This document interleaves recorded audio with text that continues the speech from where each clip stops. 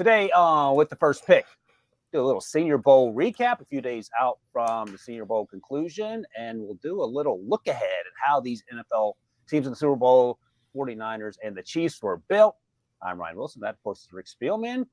And we're coming to you from one undisclosed location, and I'm in Las Vegas for the Super Bowl. As you can tell, these lovely curtains here, Rick. I'm at the Paris. When's the last time you were in Las Vegas, Rick? Well, I was actually made the cut to go to the draft my first year when the draft was out in Vegas.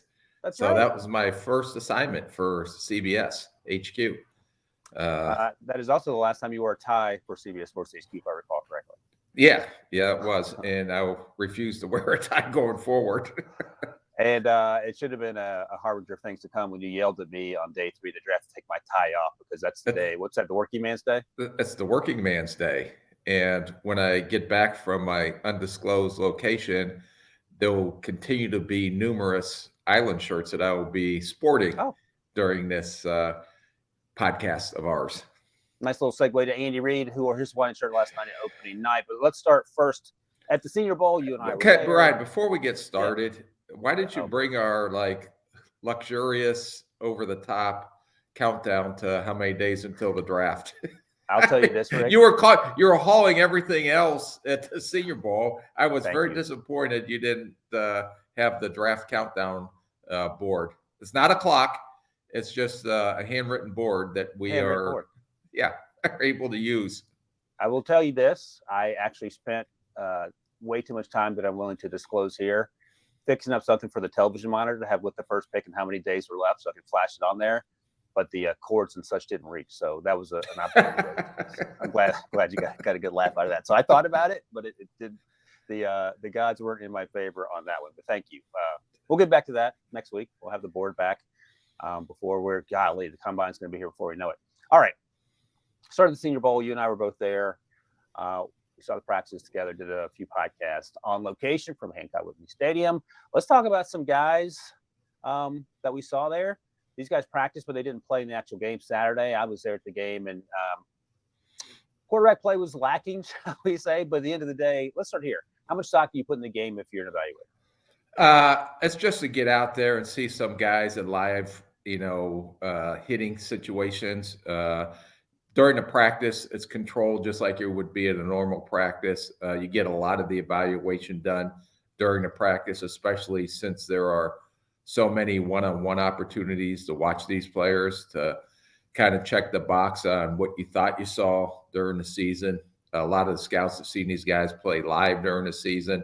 A lot of the general managers probably haven't had that opportunity as much as the scouts have. But it's kind of fun, when it's game day, to see if they take it up a notch from practice, although everybody tries to come with their A game during practice down at the Senior Bowl. Yeah, some guys really flashed during the actual game, starting with some guy named Spencer Rattler, MVP, if I recall correctly. Nice touchdown throw. Bo Nix both players only had a couple series, but both did the most of what they had. I think Spencer was 4 for 4, 5 for 5, and Bo went 4 for 5. First, the incompletion was a flea flicker bomb to Tez Walker. I'll leave it at that. They dropped it again. It would have been a tough catch, but we would like to have seen him come down with one. Shao Smith-Wade, the cornerback out of Washington State, had 2 interceptions, so that was fun. Some guys who didn't play: Michael Penix Jr. in the actual game on Saturday, Roman Wilson, your guy Jackson Powers Johnson, the guard/center from Oregon, and Ricky Pearsall, your other guy, wide receiver from. And my other guy that did catch Spencer Rattler's touchdown. That's right, Jack Saint. Absolutely. So, and Xavier Legette ended up not dressing as well. Any concerns? You hear about any of that stuff? Some of it may be injury related. Some of it may just be preserving themselves for down the road. Yeah, no, I thought, it's not a lot. At least they were down there and competing during the week as much as they could. And I understand if there's an injury. Also, if you're there, it's a pretty good situation to just go out and play one more game. But I'm not going to downgrade them. But it's not like a guy didn't show up, got invited and didn't show up because he was scared of the competition or stacking himself up against everybody. We'll get into this further because I'm sure there'll be some players that decide not to participate at the combine, which absolutely drove me crazy. So Carter Bradley played in the game. Sam Hartman played in the game. They both played a lot because there was a shortage of quarterbacks at various points. Both numbers were terrible. I put very little in either of those things. Offensive lines were struggling. I thought Carter Bradley had a good week. He is the quarterback from South Alabama. His dad, of course, Gus Bradley, did not look out of place at all at any point. But the quarterbacks over the course of the week, no one blew our hair backs other than your guy, Spencer Rattler. Well, let's not use that term because I don't think anyone can blow that hair back, to be honest with you. You want to hear a terrible story as a quick aside, and this is Debo's doing. Debo has several strikes against him already here in Las Vegas. So we did opening night, the Pick Six podcast, and Debo instructed Casey Wolf, which is the mascot for the Chiefs, to interrupt us during our hit and rub my head. And he went to town like he was kneading dough on my head on television.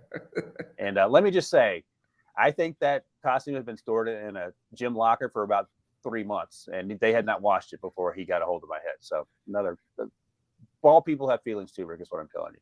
Yeah, well, that's great that your head smells like a old mascot uniform. But Michael Penix Jr. had an average week, we'll say. Didn't hurt himself. I don't know. I mean, we knew who he was. Would he have helped himself potentially by playing, or are you okay with that? I'm okay with it. It'd been nice if he just went out there a quarter and just did something. I mean, Bo Nix played a quarter, which I would say I highly thought that was very good of him for his draft. I'm not going to say draft stock, but just to go out there and play, as well as Spencer Rattler. But Spencer probably had the most to prove out of any quarterback down there. And he seemed, going through the week and even going 4 for 4, because there was no pressure situations where he had to make executive decisions with the ball in his hands late in the game, which is a critical factor of mine that I don't think he does very well. But to go out there and do that and make the nice throw down the field, I think that they did nothing but help themselves. Right. So you talked about the Spencer Rattler touchdown to the corner to Marcus Rosenby-Jack Saint from Georgia, and then the long bomb that Tez Walker couldn't come down with on the first throw from Bo Nix. Bo Nix is, I think the last pass he made was a touchdown to Brevin Spann-Ford, the big tight end from Minnesota, where he was rolling right, threw across his body, okay, but the play was completed. The catch was made in the end zone, touchdown. It didn't even feel like a dangerous play when you saw the replay, but just something to keep in mind as to talk about Bo Nix. Another guy, and our guy Charles Davis talked this player up at the end of the NFL Network telecast, Braden Fisk, the interior defensive lineman. And Lee J talked about him last Tuesday on the podcast out of Florida State. Sawed off, incredibly stout at the point of attack. I think he had a really good week. And we had talked about him over the course of the fall when there wasn't a ton of buzz about him. But I felt like he helped himself too. Yeah, no, he had a really good week. I think the biggest concern will be going forward. There's no question about the effort and energy he plays with, the instincts he has as a defensive lineman, and how hard he played, how hard he went down there all week at the Senior Bowl. I know the switch from one team to the next team, shows that he is, unselfishly did what was asked of him to do. Speaks volumes of his character, to be honest with you. We're not putting up a stink. He's one of those guys that, as you want to roll the ball out in the playground, he'll play. There's no, whether I'm on this team, that team, just let me get out there and play and participate and compete. And he's one of the ultimate competitors, at least that's the way I walked out of last week. I think the biggest concern will be the arm length. I believe it was 31-inch arms. And is that going to be an issue when he gets up here and starts going against NFL caliber offensive centers and guards? And will he be able to still disengage and get off blocks, even though he has shorter arms? But football player, he would be definitely in just a good football player category for me. 6'3", 295, 31-inch arms on the dot. I think you've done this before. But again, he could just say, what if he says in the interview, Kalijah Kancey has 29-inch arms? What do you say to that? No, yeah. I mean, he's going to, if I were him, it's like, just watch my tape, okay? It was like when, we talk about the quarterback's hand size. I remember when we drafted Teddy Bridgewater, it was all about the hand size and was he going to be good? And, before he had that devastating injury, he had made it to the Pro Bowl as an alternate, and I think he was on his way. So you can get into all the measurables, but what ends up happening is when you evaluate these guys, and it's what's in their heart, what's in their head, what type of football player they are. And They have the ability to play at the next level. And just because they may have a short arm, or maybe like Brian Branch ran 4.58, that you can put so much into that, but just trust your eyes and what you see on the tape. All right. I'm going to remind you that when we get to the combine, we see these guys running fast or slow, and you start falling in love with guys. So I want to make sure you remember your own words. Okay, just don't estimate heights on guys coming up on a stage, because it was embarrassing for me last Miles year. And Murphy, I had to 5'11". apologize. God, you got to be at least 6'2".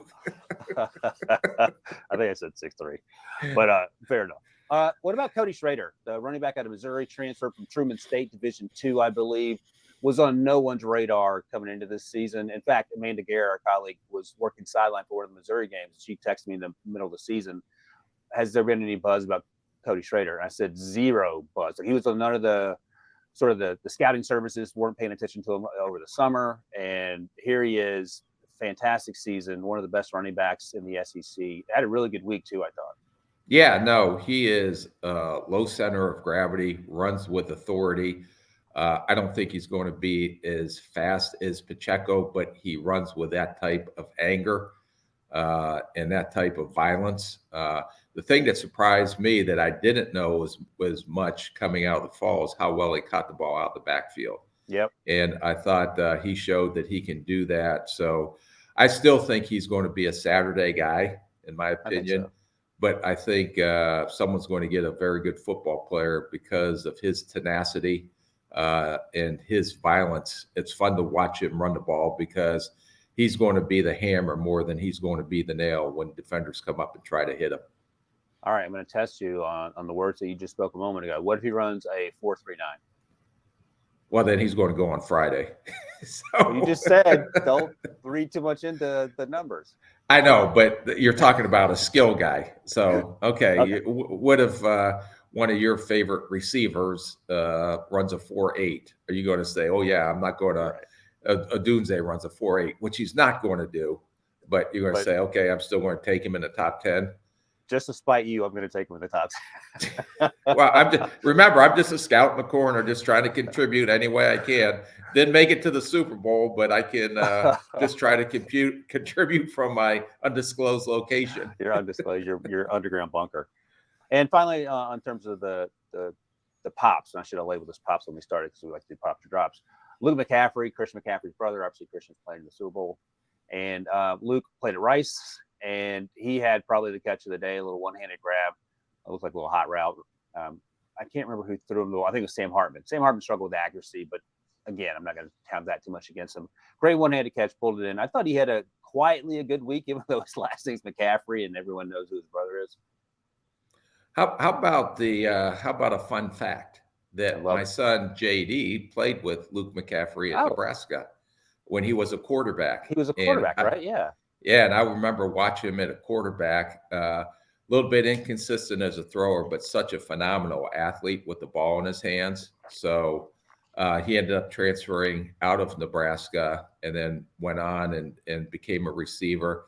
I think he's one of those smart, crafty slot guys. I know Rice, just watching him before I went down there a little bit, trying to generate ways to get the ball in his hands because he's such a good athlete. And he can make plays. I just don't know what his long speed is, but very crafty, very smart. You can tell he played quarterback because he can read defenses, know how to settle in the zone area, and reliable hands.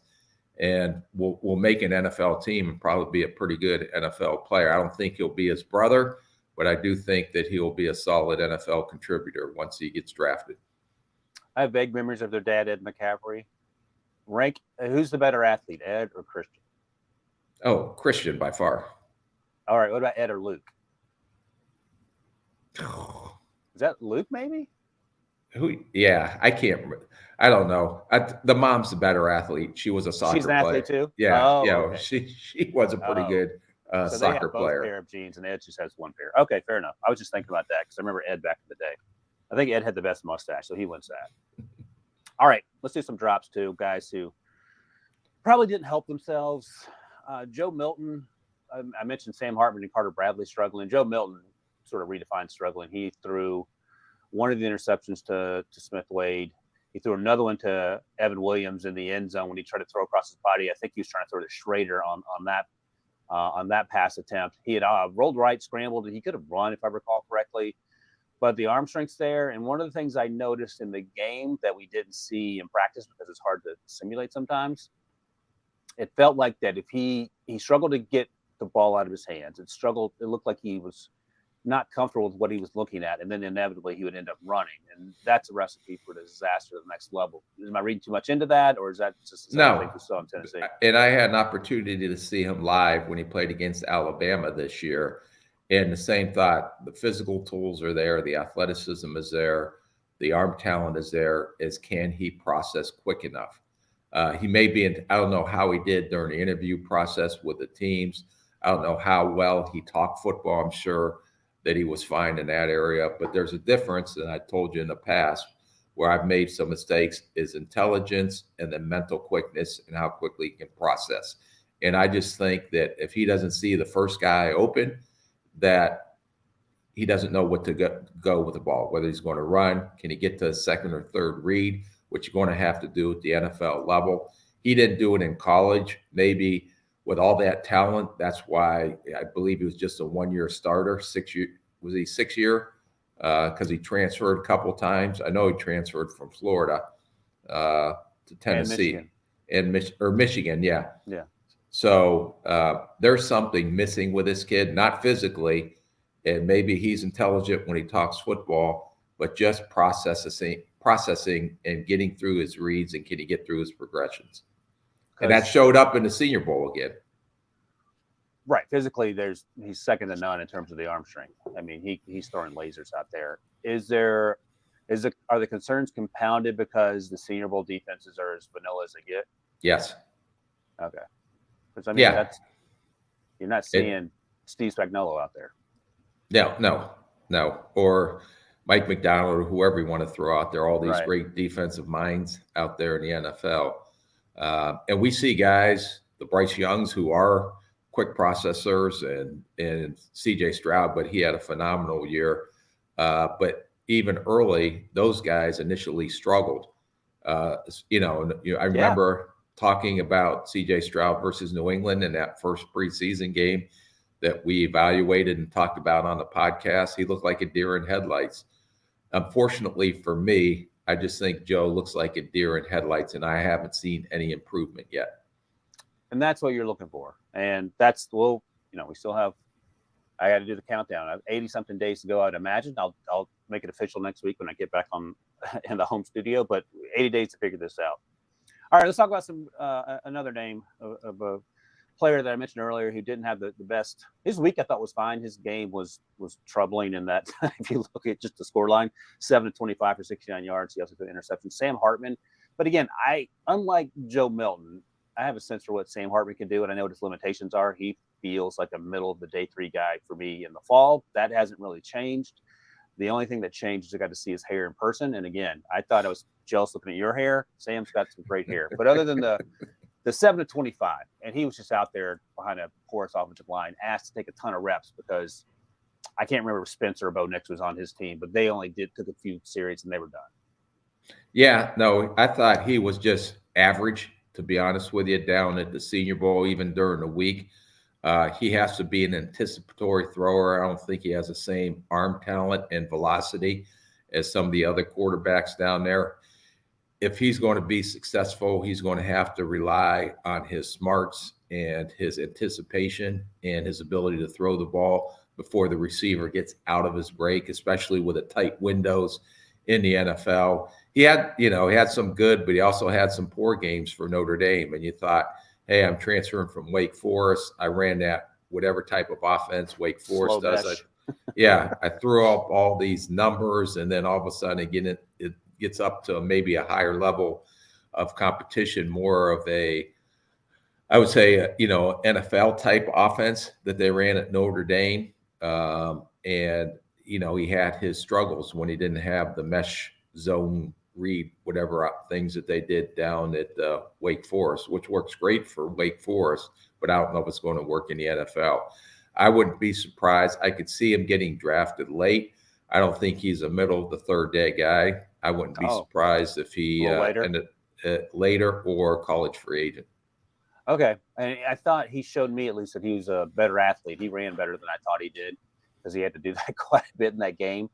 The other thing, as you mentioned about the Wake Forest transfers, that Wake Forest team had him, had your guy Kobe Turner, had A.T. Perry, who had a good rookie season, and they had Kenneth Walker, the third. That's a pretty good crew. Mm-hmm. Yeah, no, it's amazing, the head coach down there and some of the talent they get down there. But at Wake Forest, I wouldn't consider them having the same budget, especially potentially with the NIL as some of these upper echelon schools. But they do a phenomenal job coaching. They do a phenomenal job with the talent that they are able to get to make sure that they get the best out of that talent. A budget, that's one way of putting it for sure. And finally, let's bring this thing full circle. UNC wide receiver Tez Walker. We talked about him all last week. Didn't play the first few games, handful of games because of NCAA silliness, as I like to call it. Had a good season, and then he left his hands at home, it felt like. And I'm not trying to crush the kid, but he had a tough week.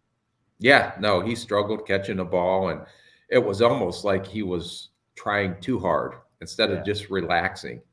And sometimes these guys get into that situation, and there was no question about his speed, his athleticism, and everything you're looking for in a receiver. But as we said last week, you have to be able to catch the ball if you're going to be a receiver. And he did catch the ball well, I thought, in what some of the limited looks that I got when he was at North Carolina. But it looked like, he just, whatever reason, he really struggled down there catching the ball. And sometimes you're almost trying too hard and trying to do too much. Just look the ball in your hands and catch it. So hopefully he'll be able to rebound at the combine. Hopefully he runs the routes and shows that his hands aren't as bad as they looked down at the Senior Bowl.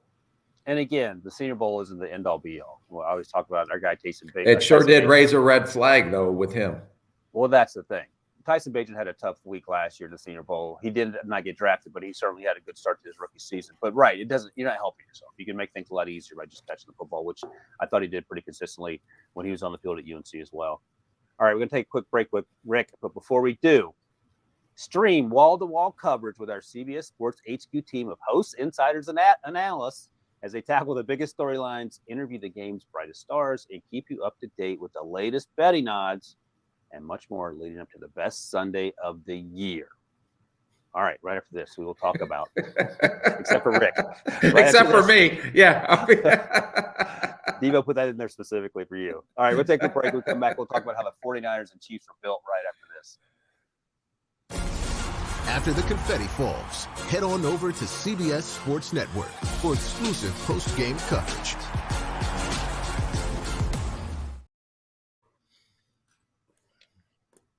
All right, Rick. I'm pretty sure Debo took that shot right to your gut. That was a warning shot, so take that to heart. Hey, I just got to get better. I will try to get better, and maybe I make the cut next year.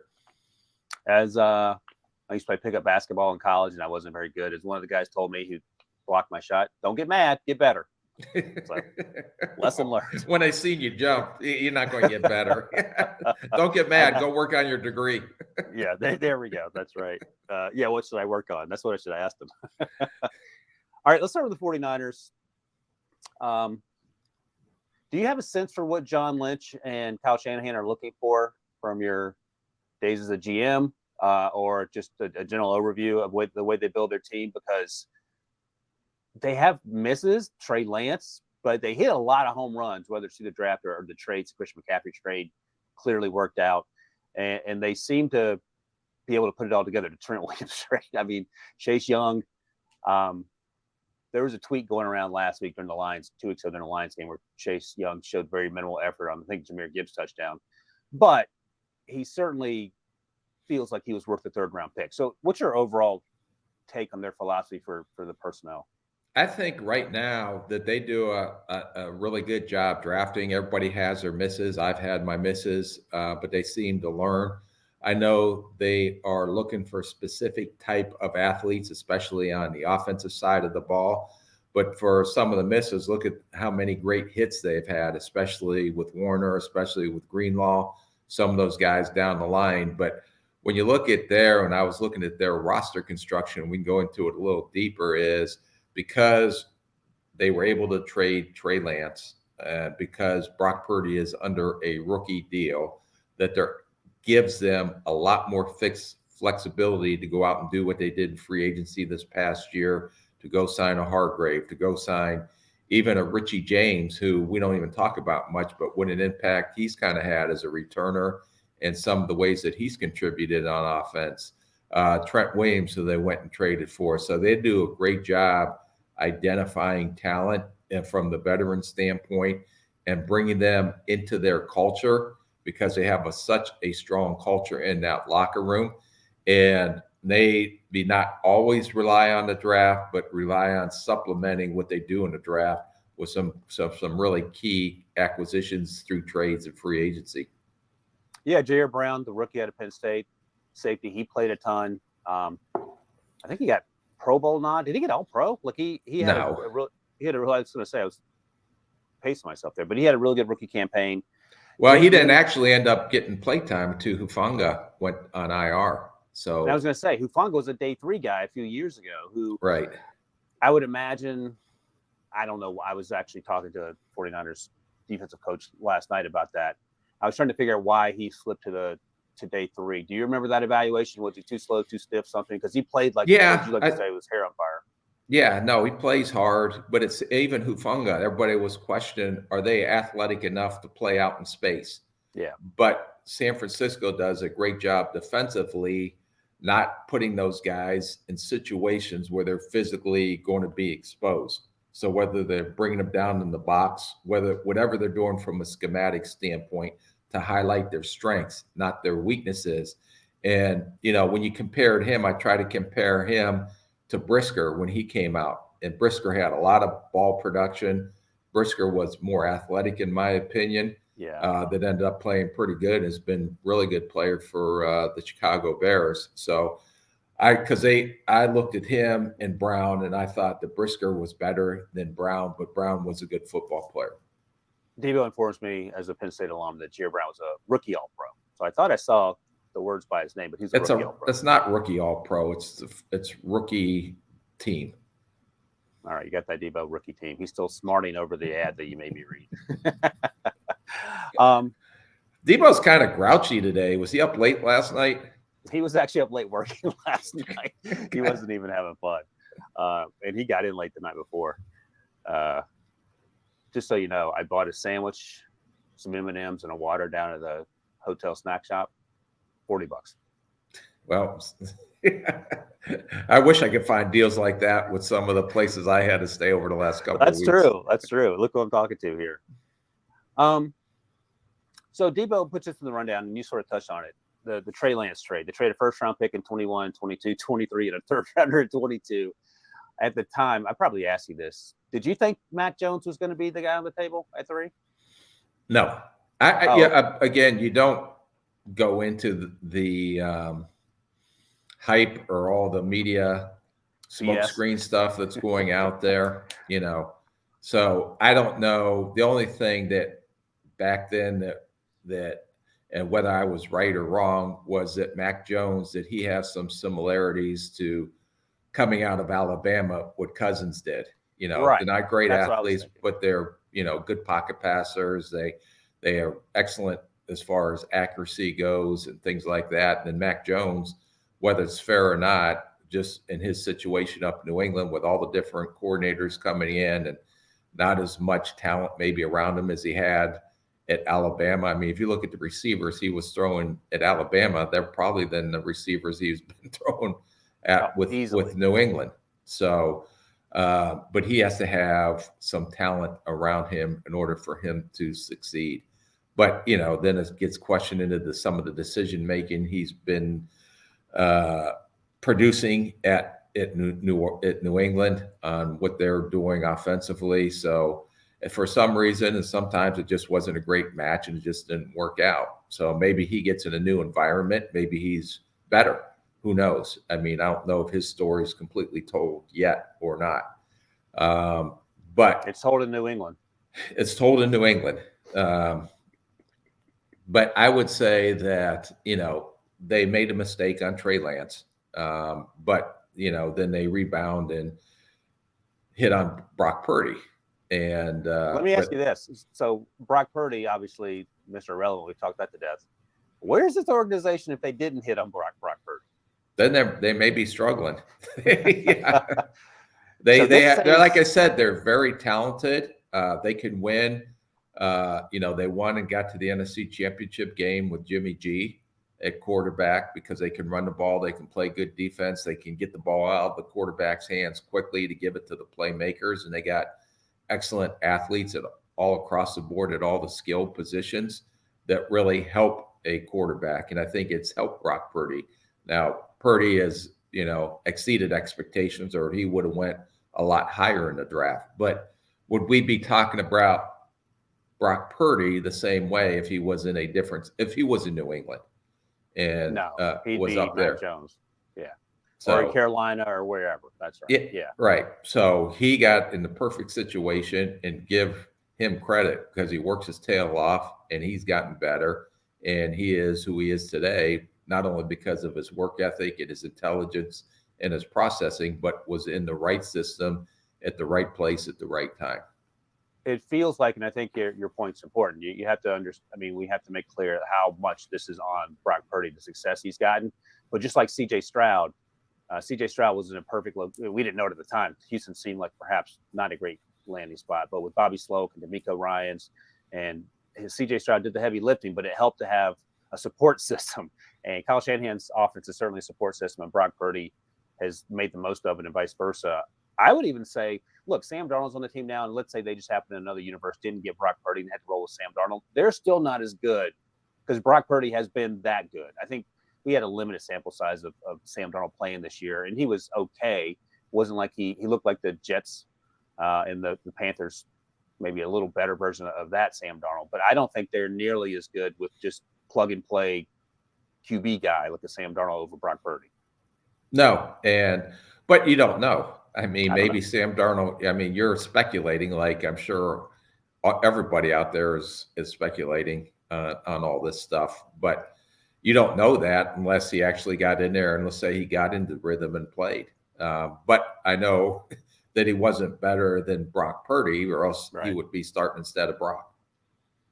Do you remember your evaluation on Brock? Because I know the year before he had a pretty good season. Had he come out at Iowa State, didn't play as well. He didn't have the same talent around him. Smart, good enough arm, made pretty good decisions, but there's nothing really that just jumped off the tape with you when he was coming out of college. So, and that's probably why he was drafted the last pick in the 7th round. There was no like, boy, this guy makes great plays with his legs, or this guy has a tremendous arm. But he processes.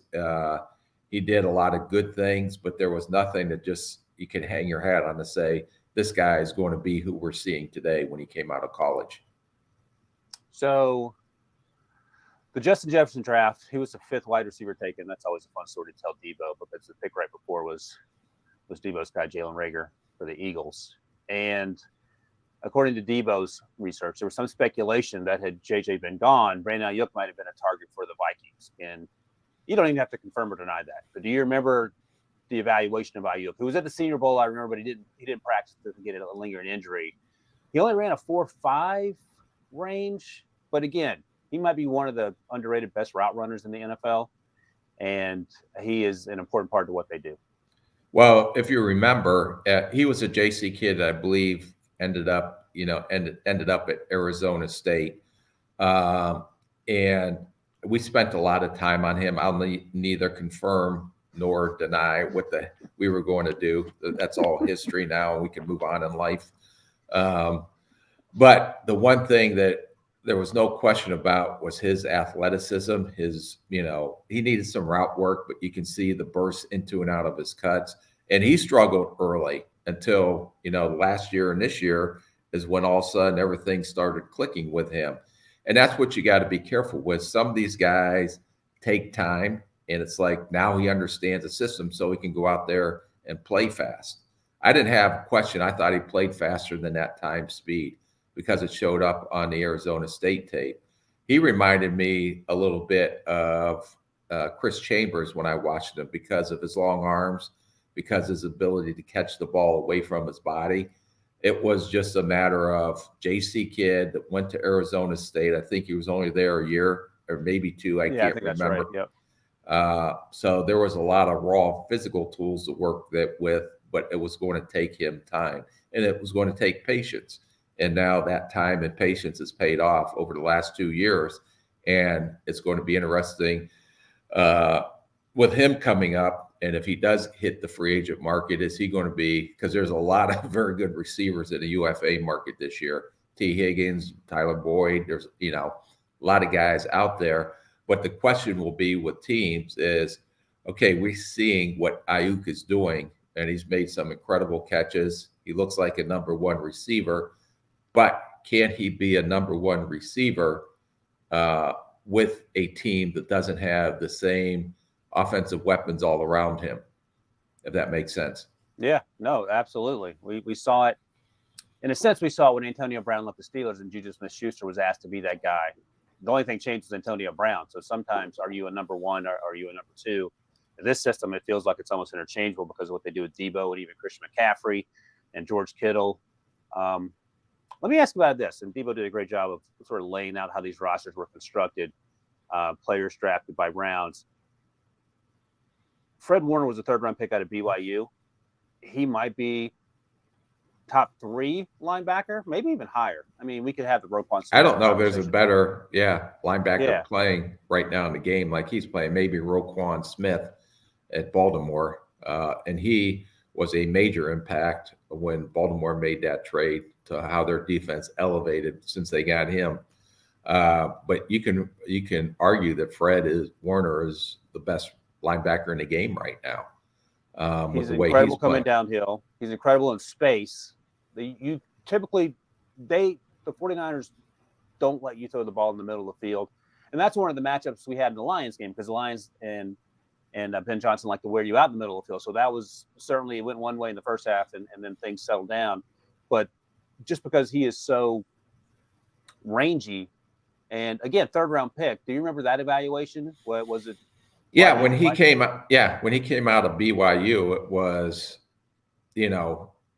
there was no question about, I thought we really liked him coming out. Our scouts liked him, our coaches liked him. But we had Anthony Barr and Eric Kendricks at the time, so we weren't going to go linebacker, even though he was very talented coming out of BYU.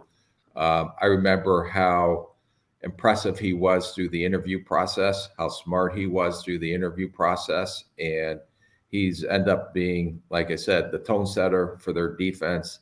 He's the engine that makes everything go on that defensive side of the ball, and is an impact player. And now it's like linebackers, they're starting to become, I don't want to say an argument, but do you play a linebacker? Are they that valuable compared to a corner and to pass rushers? But if you look at Fred Warner, if you look at Roquan Smith, you pay those guys because they're impact players for your defense. And Dre Greenlaw he will run through it. I feel like he'll run through a tank if you want him to. Like he's not messing around either, and he certainly benefits from playing alongside Fred Warner and vice versa. But he's another guy that was day 3 or later draft pick. And that's the other thing. The Trey Lance thing is front and center, but they've hit on a ton of guys. We talked about Jared Brown, Purdy, Greenlaw, George Kittle's a 5th-round pick. And that's the important part, because you can hit on the first rounders. So how important were the day 3 picks to get right in terms of, you're not going to get starters necessarily. You might get lucky once in a while, but you need them to fill up the roster.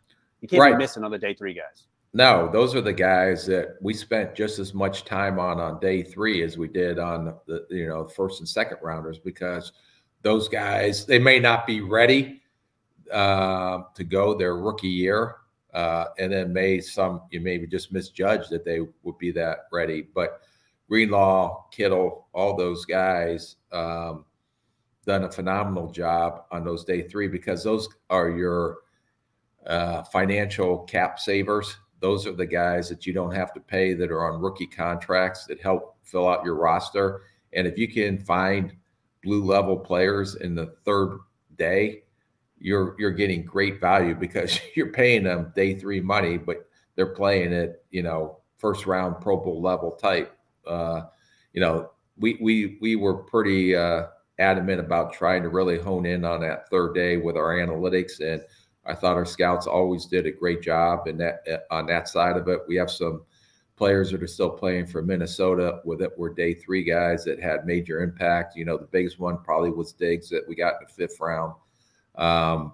But those guys are huge value for your roster and your cap planning that gives you flexibility to go out and make some of the trades that San Francisco has made. Now, you eventually got to pay them, but those guys the best. So if you're hitting on your draft picks, I always believe that pay those guys that you draft and develop because those are the core of your football team.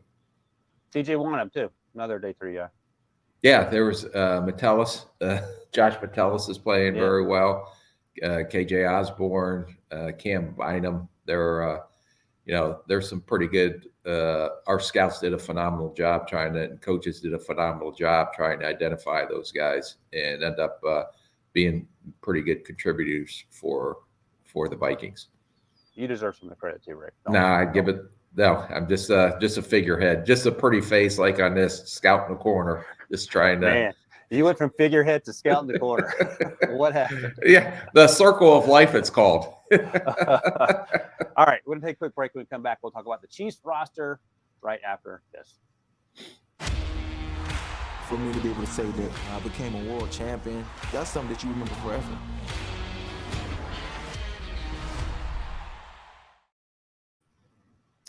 All right, Rick, I could just have Debo replay our segment from a year ago about how the Chiefs roster was built and get out of here because it feels like we're talking about this team every year. Things have changed, of course, especially with the wide receiver crew.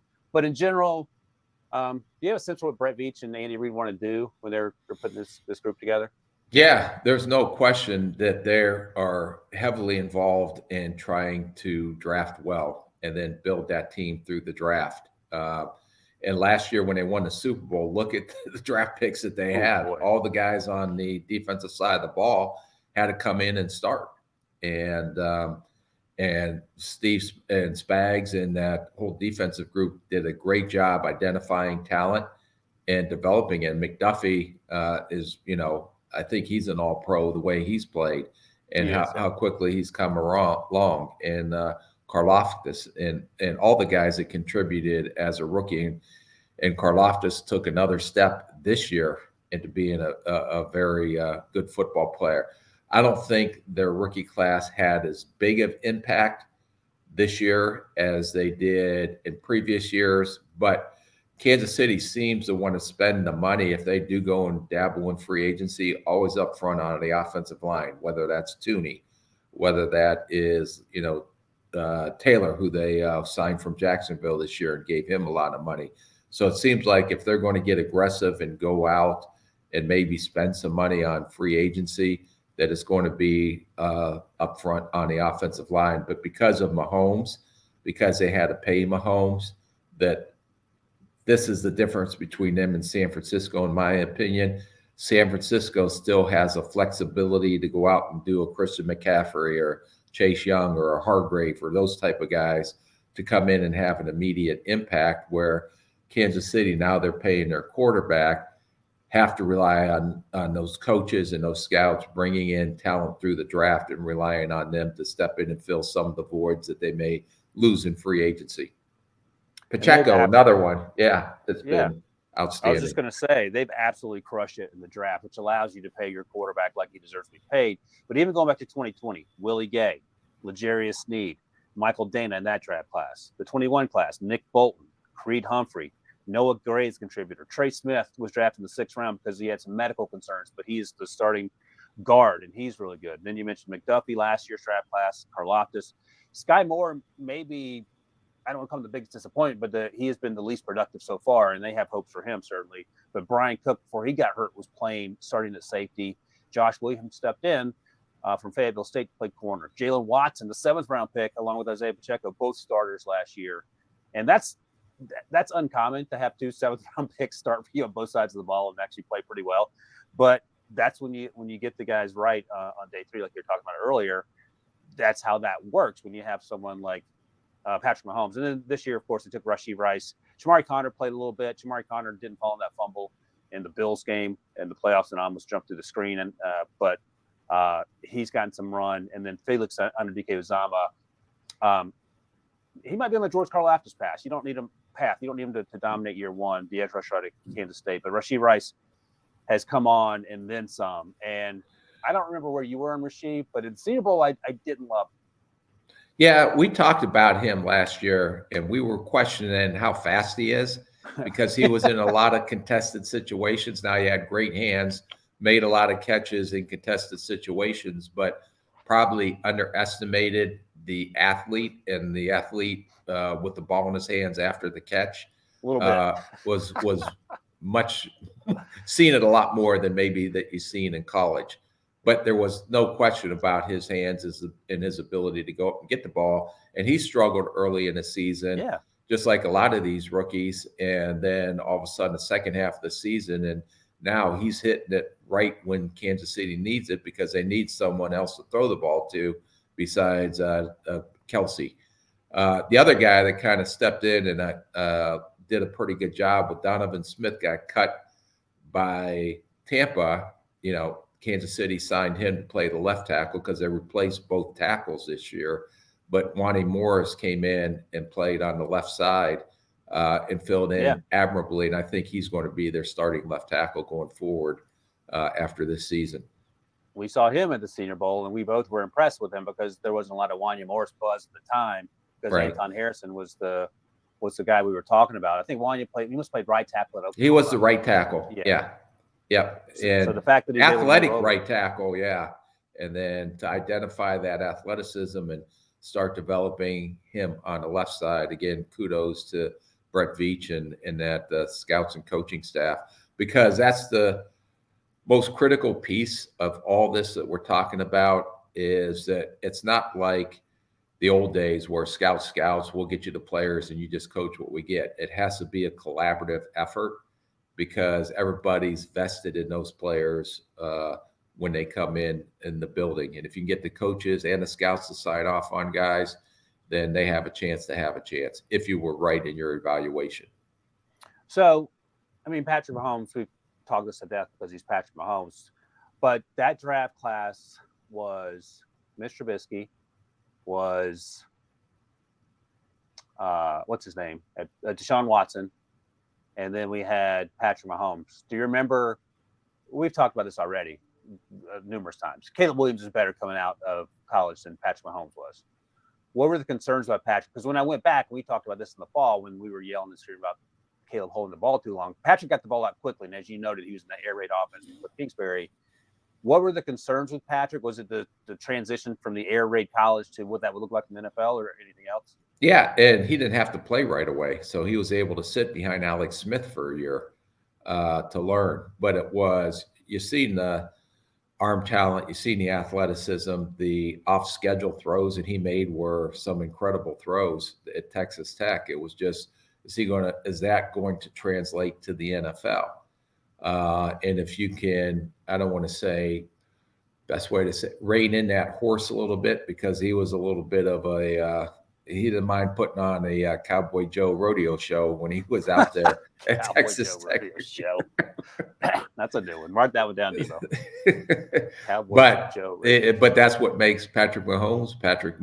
But the thing that you're seeing, even last year, even when they traded away Tyreek Hill, and even this year where the receivers struggled with the drops, all of a sudden when it's crunch time and these games mean something, and when you get into the playoffs, for whatever he has, and that's what you're trying to identify in these quarterbacks, whatever that ability is in his head or in his heart, he just takes it to another level. And there's not a lot of quarterbacks that have that. This, like Tom, the great ones all do that, and you have to put Patrick Mahomes in that category.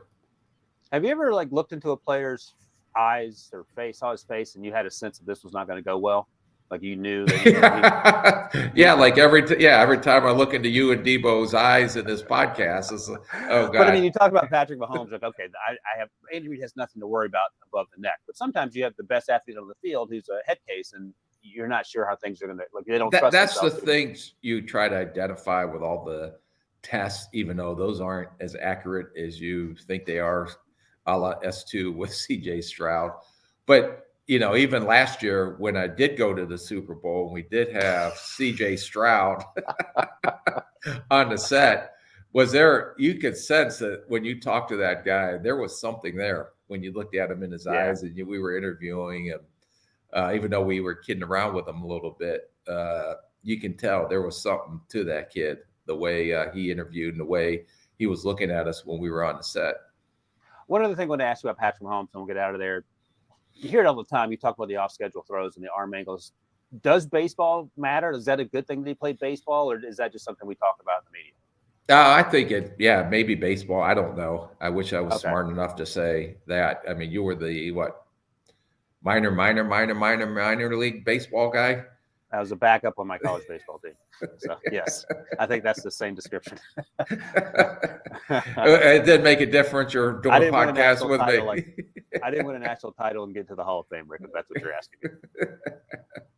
So it may have something to do with it, with the arm angles. But I've seen guys that weren't very good baseball players probably, or never played baseball, that are pretty good quarterbacks. You did win a national title, right? Yes, we did. Yeah, I thought you did. I want to make sure I wasn't giving you too much credit. Yeah, the Salukis. You beat Western Carolina, is that correct? Western Carolina, Clyde Simmons, back in the day. Clyde Simmons was on that team. That's right. Debo's guy, Clyde Simmons. All right, that is it. I think we're doing another podcast later this week, too, with our buddy Josh Edwards. So Thursday, that will be the show. If something changes, Debo will let you know. He will send you a handwritten note. But in the meantime, thanks to my guy, Rick. Thanks to Debo for producing. Thanks to you guys who watch and listen and comment. We'll be back later this week. Me from Las Vegas and Rick from who knows where. See you guys later. An undisclosed location.